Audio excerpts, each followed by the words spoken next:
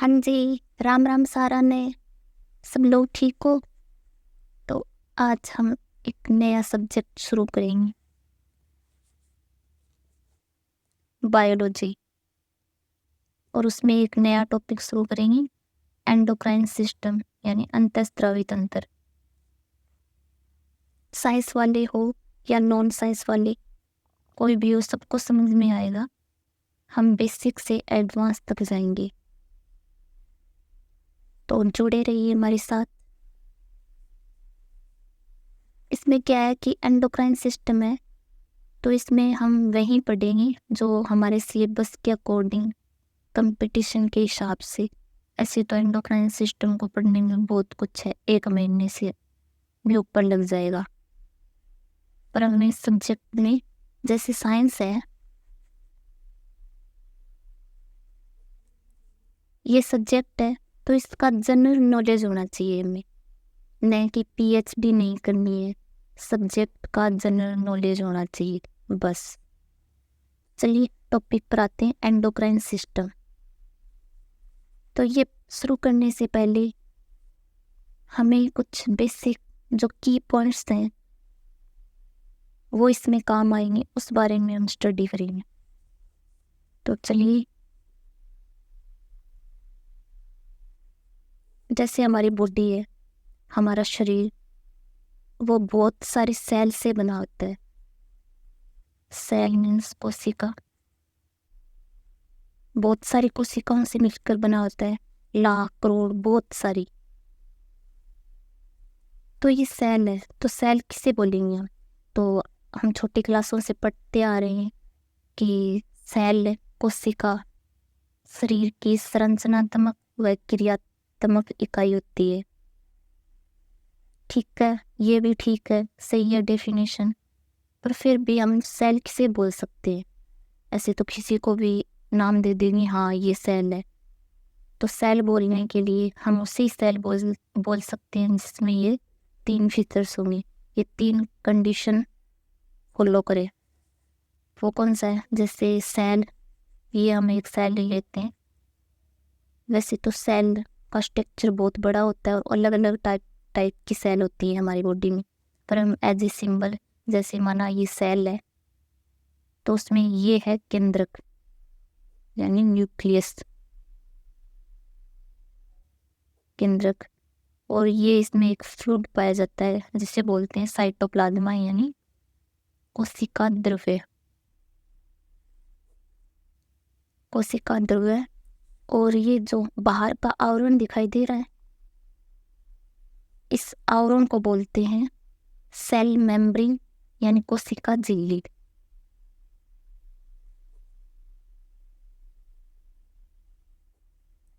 तो ये 3 चीजें होनी आवश्यक है, कंपल्सरी है, तभी सेल बोल सकते हैं। और सेल में और भी बहुत सारी चीजें होती हैं, जैसे माइटोकॉन्ड्रिया, माइटोकॉन्ड्रिया कोशिका का पावर हाउस, और राइबोसोम। सेल में बहुत सारी चीजें होती है, पर ये 3 तो होनी आवश्यक है, तभी हम उसे सेल बोल सकते हैं। ठीक है, अब हमारी बॉडी है वो बहुत सारी सेल की बनी होती है। तो चलिए देखते हैं, जैसे सेल है तो बहुत सारे सेल मिलके, ग्रुप ऑफ सेल, वो टिश्यू का निर्माण करेंगे, उत्तक। और बहुत सारे उत्तक मिलकर फिर, जैसे ये सिंबल था, ब्लैक पेन से बनाया हमने टिश्यू, तो बहुत सारे टिश्यू मिलके है ना, ग्रुप ऑफ टिश्यू, वो ऑर्गन का निर्माण करेंगे, अंग। इसके बाद में एक फिर जोर होता है, पर हमें इतना ही याद रखना है कि बहुत सारे फिर ऑर्गन मिलके है ना, बॉडी का निर्माण करेंगे। एक ब्लू पेन से हमने ऑर्गन को, तो बहुत सारे organ, group of organ body का निर्माण करेंगे। It's clear? कोशिका किसे कहेंगे? जिसमें 3 चीज होना अनिवार्य है, न्यूक्लियस, न्यूक्लियस, सेल मेम्ब्रेन और साइटोप्लाज्मा। इतना क्लियर? फिर हमारी बॉडी है तो उसमें से बहुत सारी चीजें बाहर निकलती हैं, जैसे लाइफ, आंसू, यूरिन, पसीना, ऐसी बहुत सारी चीज़ें बाहर निकलती हैं। तो जो चीज़ें बनी और जो चीज़ें बाहर निकली, उनके बीच की बनने की जो प्रक्रिया है, जो प्रोसेस है, उससे बोलेंगे सिक्रेशन, यानी स्त्रवण। जैसे कोई भी हम शरीर में हमारी चीज़ बनी और वो बाहर निकलने की उसकी प्रोसेस है, उससे बोलेंगे स्त्रवण। और जो चीज़ें बाहर निकल गई, जैसे आंसू है निकल गई, हम देख सकते हैं, तो उससे बोलेंगे सेक्रेटरी मैटर। क्या बोलेंगे? सेक्रेटरी मैटर, स्रावी पदार्थ।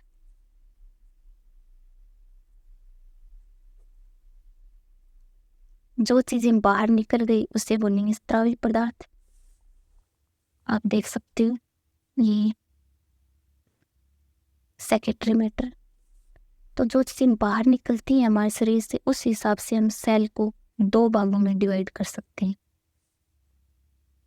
बाहर निकलने के बेसिस पर। फर्स्ट, स्रावी कोशिका,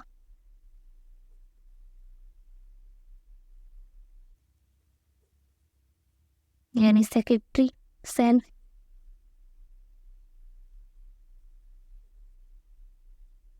और सेकंड, अस्रावी कोशिका, यानी नॉन सेक्रेटरी सेल। जो चीज़ें बाहर निकलेंगी उस बेसिस पे हम सेल को 2 भागों में डिवाइड कर सकते हैं, एक तो सेक्रेटरी सेल, एक नॉन सेक्रेटरी सेल। अस्रावी कोशिका है तो जैसे ये न्यूक्लियस हो गया, ये साइटोप्लाज्मा हो गया, तो स्रावी कोशिका, इसमें से कुछ न कुछ मैटर बाहर निकलेगा।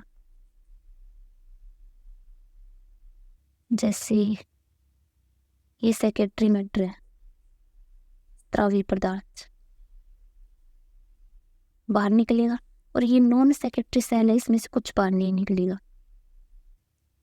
और एक और चीज़, जैसे हमारी बॉडी है तो उसमें ब्लड होता है, सबको पता है, हर पूरी बॉडी में ब्लड फ्लो करता रहता है, रुकता तो नहीं है ना, फ्लो ही करता है, बहता रहता है। तो हमारी बॉडी में कहीं से भी हम कट लगाएंगे तो ब्लड निकलेगा। क्लियर?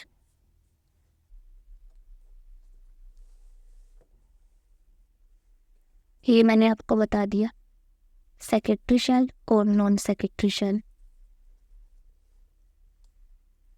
उस बेसिस पे जैसे सेल 2 टाइप की होती है, तो उस बेसिस पे हम टिश्यू को भी 2 प्रकार से परिभाषित करेंगे।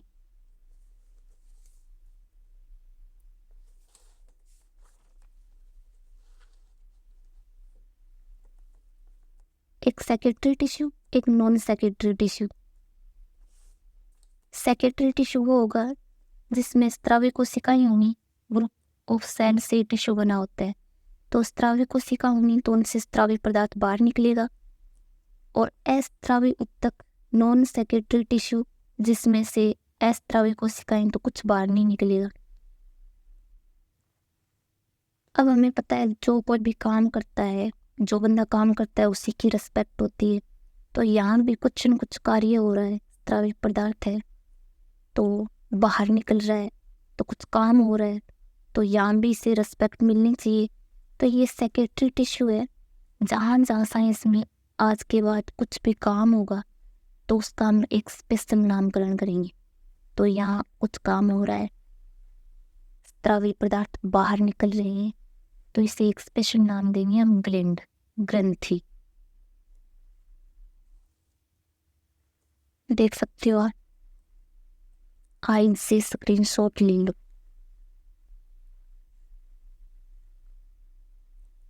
तो ये ग्लैंड है, तो ये प्रकार का है, तो ये सेक्रेटरी टिश्यू।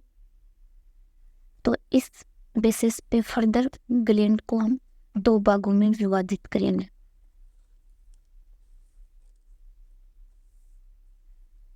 एक ग्रंथि है, उसको बोलेंगे एंडोक्राइन ग्लैंड। यहाँ से हमारा टॉपिक शुरुआत हो गई है। और एक को बोलेंगे हम एक्सोक्राइन ग्लैंड। अब बताओ, इसमें से स्रावी मैटर बाहर निकलेगा या इसमें से? ये ग्लैंड है तो एक प्रकार का सेक्रेटरी टिश्यू, तो इन दोनों ग्रंथियों से कुछ न कुछ मैटर बाहर निकलेगा, पदार्थ। तो ये एंडोक्राइन ग्लैंड है तो उसमें जो स्रावी पदार्थ है हमारा,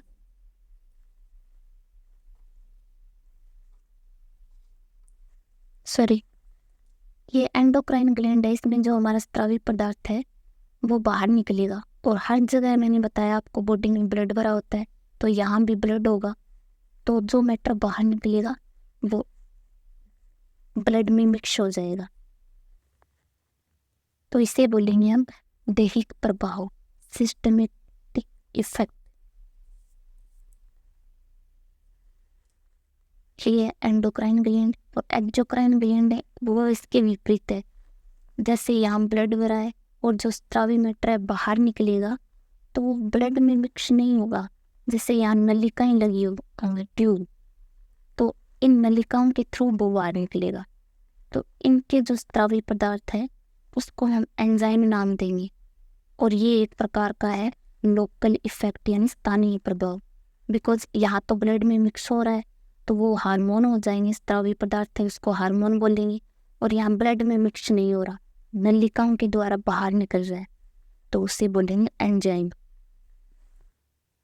अब दैहिक प्रभाव है, इसका मतलब हार्मोन है वो ब्लड में मिक्स होंगे तो पूरी बॉडी में उनका भी फ्लो होगा, तो हर कहीं उनका प्रभाव पड़ेगा, इसलिए दैहिक प्रभाव। और जो एंजाइम है वो एक स्पेसिफिक जगह, जैसे ये नलिका है तो एक स्पेशल जगह जाके उत्पन्न होगी, तो इसलिए लोकल इफेक्ट, एक स्पेशल जगह ही एंजाइम का इफेक्ट होगा, पूरी बॉडी पर नहीं। क्लियर?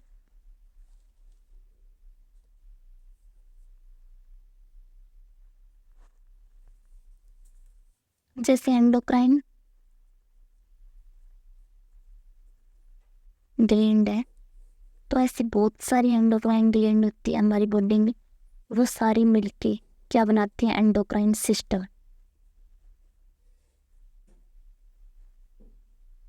एंडोक्राइन सिस्टम, और हमारे टॉपिक का क्या नाम था, एंडोक्राइन सिस्टम।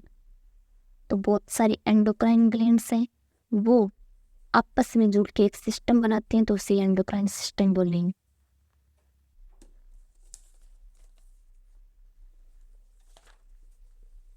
ये इसकी थ्योरी है जो मैंने आपको बता दी है, किसी को स्क्रीनशॉट लेना है तो ले लो।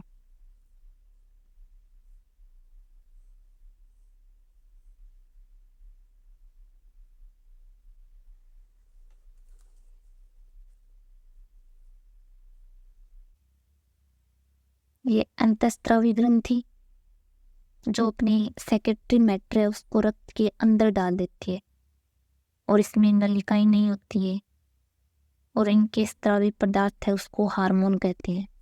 और ये क्या है, एक दैहिक प्रभाव है। और बाह्य स्रावी ग्रंथि है तो उसमें नलिकाएं होती हैं, और जो सेक्रेटरी मैटर है उसको एंजाइम बोलते हैं। और एंजाइम का जो प्रभाव है वो लोकल इफेक्ट है, यानी स्थानीय प्रभाव। क्लियर?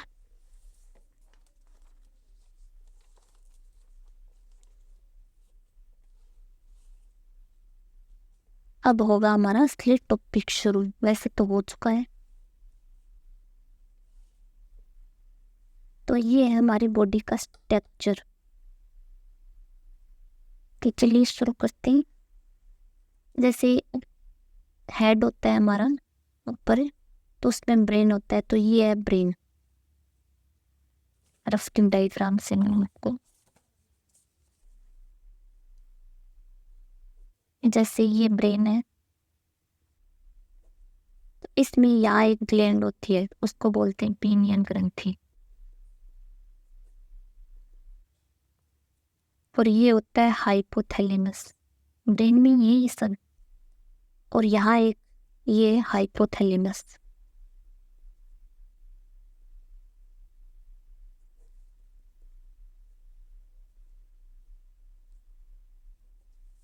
और यहाँ एक ग्रंथि होती है, उसे बोलते हैं पीयूष ग्रंथि, यानी पीयूष ग्रंथि है उसको पिट्यूटरी ग्लैंड भी बोलते हैं।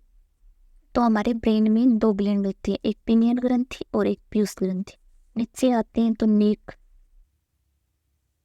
हमारा जो गला है वहाँ पे एक ग्रंथि होती है, उसका नाम है थायराइड ग्लैंड, देख सकती हूँ।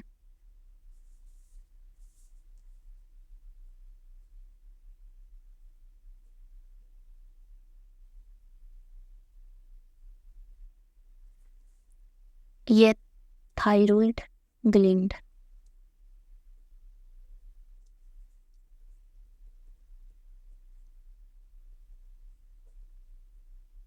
थायराइड ग्लैंड, ये थायराइड ग्रंथि है, इसके साइड में यहाँ और यहाँ साइड में एक ग्रंथि पाई जाती है, उसका नाम है, उसका नामकरण करने से पहले आपको पता होना चाहिए, जैसे साइंस में है ना,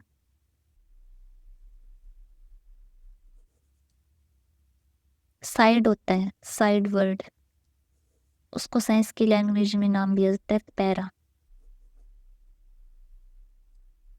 यानी अगल बगल। तो इस ग्रंथि का जो थायराइड ग्रंथि है उसके साइड में है, अगल बगल में, तो उस ग्रंथि का नाम होगा पैराथायरॉइड ग्लैंड, पैराथायरॉइड ग्रंथि।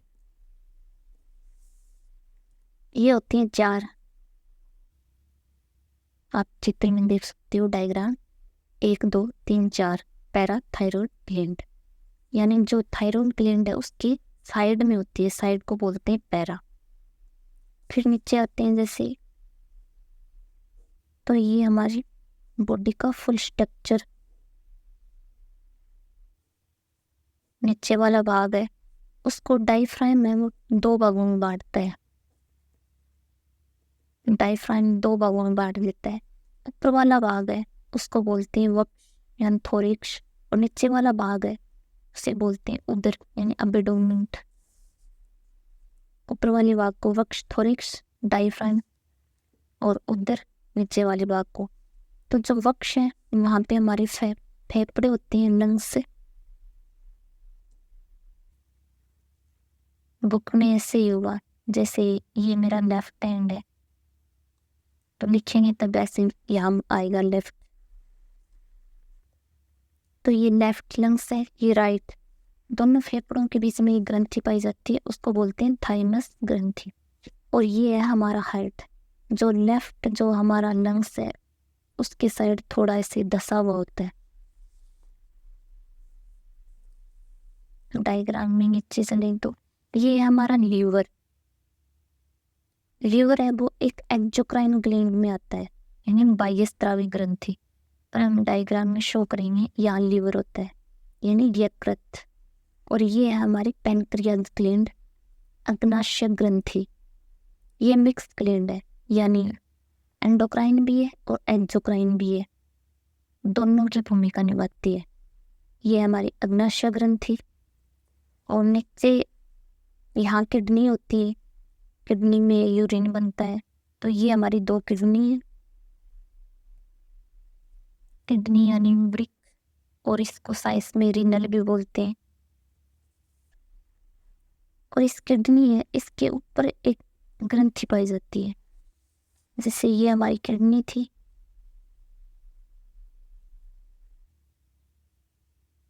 ये हमारी किडनी है, तो इसके ऊपर एक ग्रंथि पाई जाती है, किडनी है उसको बोलते हैं रीनल, और इसके ऊपर साइंस की लैंग्वेज में ऊपर को बोलते हैं एपी,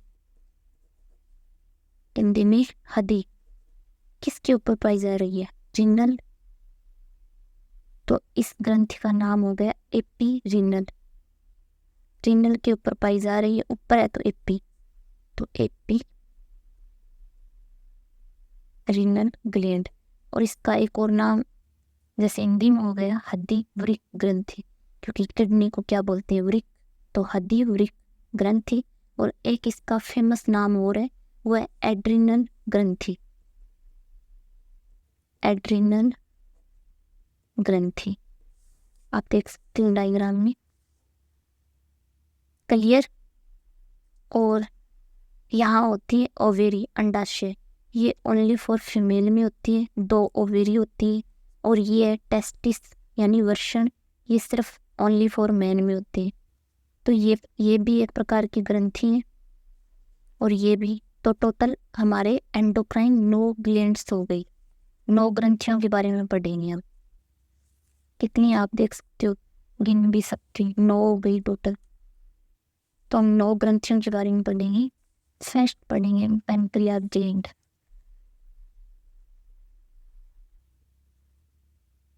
पैनक्रियाज ग्लैंड डिटेल से पढ़ेंगे। अब ये ग्रंथि, इनमें पढ़ना क्या है, जैसे पीनियल ग्रंथि है, पीयूष ग्रंथि है, तो इन ग्रंथि से कौन से हार्मोन निकलते हैं, उन हार्मोन्स का क्या कार्य है, और इन हार्मोन्स की कमी में शरीर पर क्या इफेक्ट पड़ता है। क्योंकि सेक्रेटरी मैटर तो कुछ न कुछ बाहर निकलेगा, एंडोक्राइन ग्लैंड्स हैं तो जो मैटर बाहर निकलेगा वो हार्मोन है, हमने पीछे पढ़ा है। सेक्रेटरी मैटर को हार्मोन बोलते हैं एंडोक्राइन ग्लैंड में। तो जो प्रत्येक ग्रंथि से कुछ न कुछ हार्मोन निकलेगा, क्योंकि हार्मोन हमारी बॉडी खुद बनाती है। तो इन सब के बारे में पढ़ेंगे, एक एक का पोस्टमार्टम करते हैं। चलिए आज के लिए इतना ही, नेक्स्ट क्लास में शुरू करेंगे पैनक्रियाज ग्लैंड, एक एक को डिटेल से पढ़ेंगे। ओके, वीडियो अच्छा लगे तो लाइक कर देना और चैनल को सब्सक्राइब कर लो।